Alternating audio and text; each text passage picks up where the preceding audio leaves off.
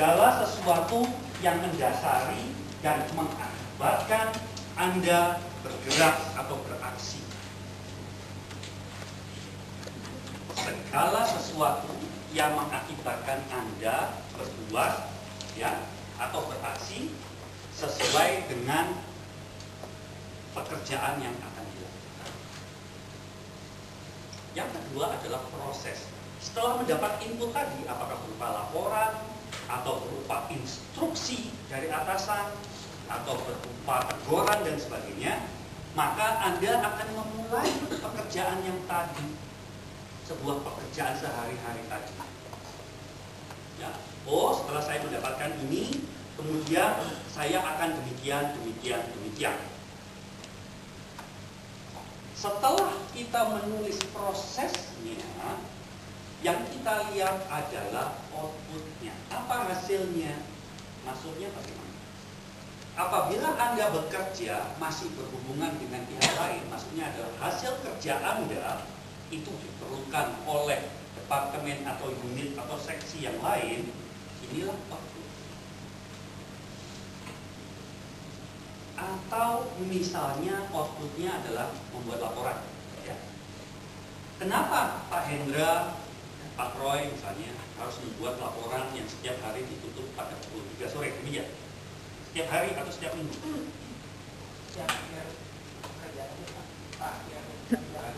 Setiap hari jam kerja. Itu harus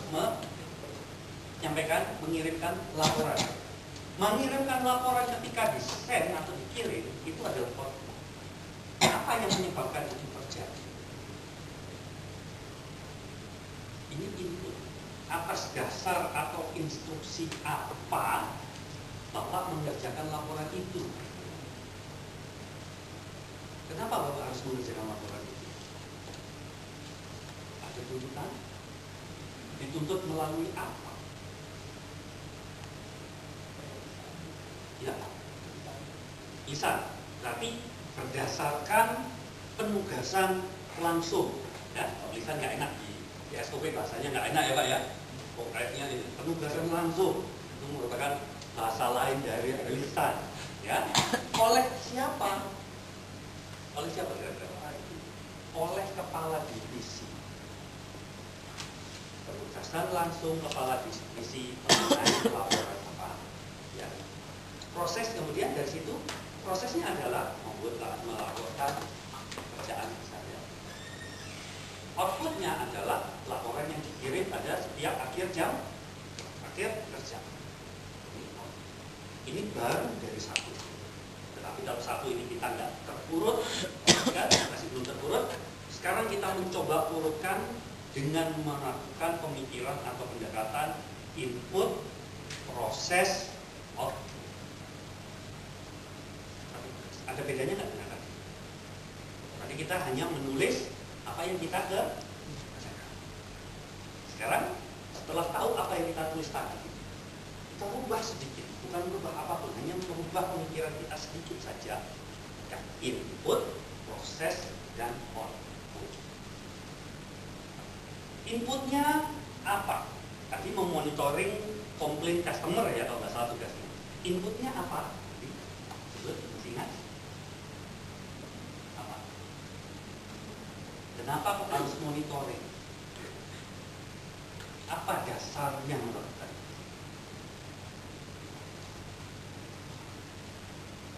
Apanya?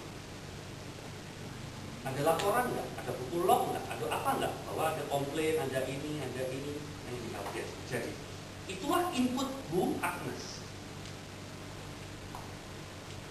Kita melihat ya. Kemudian dalam prosesnya Ibu memastikan bahwa kasus A, B, C itu sudah diselesaikan oleh helpdesk belum? Sehingga kita tahu bahwa itu sudah. Kalau sudah, outputnya apa? Bu, sudah Bu? Oh ya, bagus. Ada yang perlu begitu, ada yang perlu tidak. Maksudnya apa perlu? Bu, tugasnya sudah saya laksanakan. Oh bagus. Pak, tugasnya sudah saya kerjakan. Bagus. Laporannya mana? Gitu kan? Nah, ini kita sudah mulai ngomong komunikasi. Kita selesai. Apakah Ibu memarah, memberikan tanda atau apapun dalam buku log memberikan.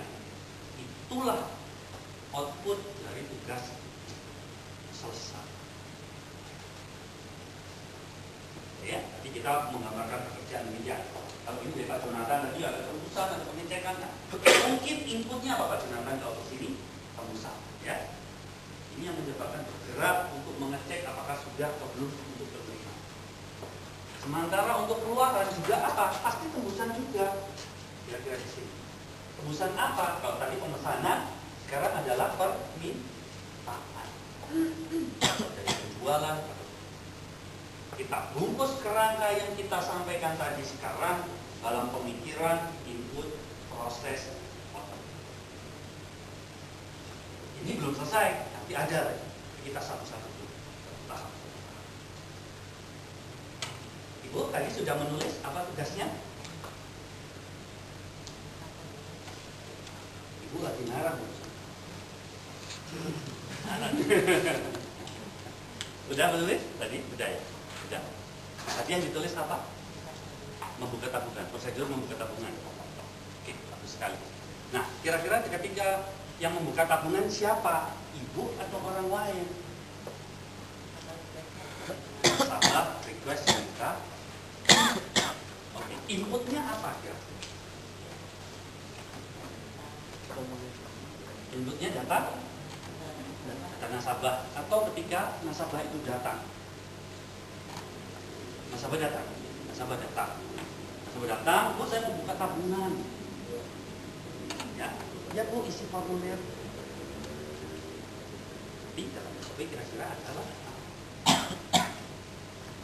SOP membuka tabungan nasabah. Satu, ada permintaan secara langsung maupun tidak langsung dari customer. Permintaan yang dimaksud dengan langsung adalah customer datang ke Pak, tidak langsung dari yang bisa nggak tabung ini, bisa nggak petugas KP, bisa, itu misalnya petugas dikirim sana untuk membantu, nggak bisa ya. Jadi yang bersangkutan harus benar-benar datang ke sini ya, harus datang ke tempat. Ini inputnya apa berarti? Satu, permintaan, jika ada permintaan nasabah untuk membuka tabungan, prosesnya adalah mulai apa? Nasabah mengisi formulir ya, data-data ya. Lalu apa? Outputnya apa? Outputnya adalah setelah data itu pasti akan dicek. Cek berapanya ada, KTP ada, sudah, berapa Bu setoran awal? Dan demikian ya. Setoran awal sudah disetorkan atau belum? Sudah, oke. Sudah masuk ke teller, sudah disetorkan setoran pertama, berarti buku tabungan dicetak dan juga diberikan bersama tabungan. Itu ada lagi. Demikian kalau dalam gambaran saya ya, mungkin saya salah. Apalagi kira-kira.